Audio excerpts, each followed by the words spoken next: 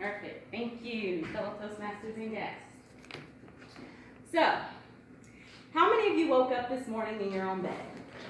You went into your kitchen and you made yourself a nice hearty breakfast. You went into your closet, you put on your clothes for the day, and then you got in your car and you drove on into work.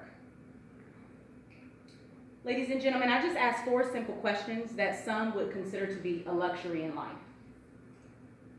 There are men, women, and children in the United States that do not have the pleasure of waking up and not thinking about where they're going to sleep at night, where they're going to get their next meal from, or even when they're going to be able to have something to call their own. These people do not get to coast through their day-to-day life without wondering, when am I no longer going to be homeless? When am I going to be able to have something of my own? When am I going to be able to experience the pleasures of life? According to the Oxford Encyclopedia of Social Work, homelessness is defined by the United States government as when a person lacks a fixed, regular, and adequate nighttime residence, and if they sleep in a shelter designated for temporary housing, or even living in inadequate conditions such as on the street or in abandoned buildings. A simpler definition is the state of not having a stable home. Now, to be truthful, when I was younger, I used to think that a person's homelessness was the direct result of their own actions. However, after learning that my best friend and her mom were homeless at one point in time due to circumstances out of their control, I realized that my thinking was completely off. In fact, research shows that homelessness is a complex social problem that has a variety of underlying social and economic factors. These factors include poverty, lack of affordable housing, uncertain physical and mental health conditions, addictions, and community and family breakdown. So you may be wondering, similar to how I wondered, how many people in the United States are truly impacted by this social problem? Well, each year there is an annual homeless assessment report, which is propagated to Congress, that highlights the point-in-time estimates of homelessness in the United States.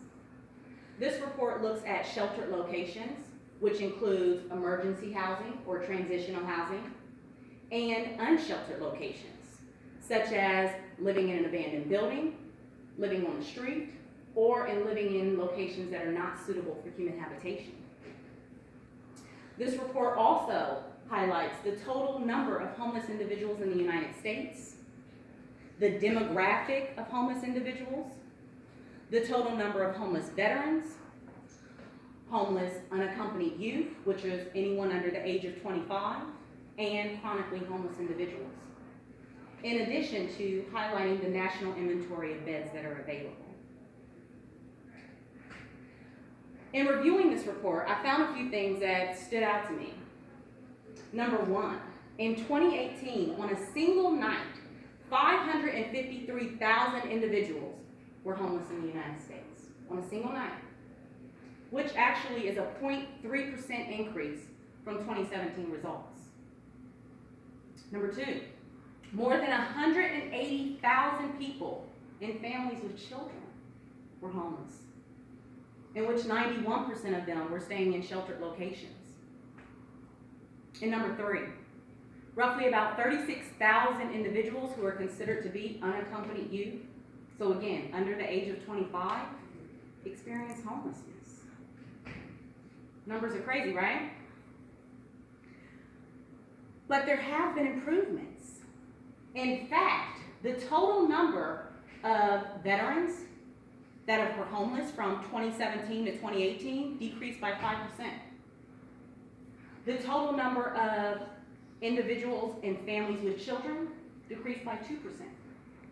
And actually, since 2010, there's been a reduction of 84,000 individuals who are no longer homeless.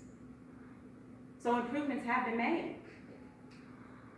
And those improvements are in part due to assistance programs that are out there, whether it be at the state level, the government level, or the local level.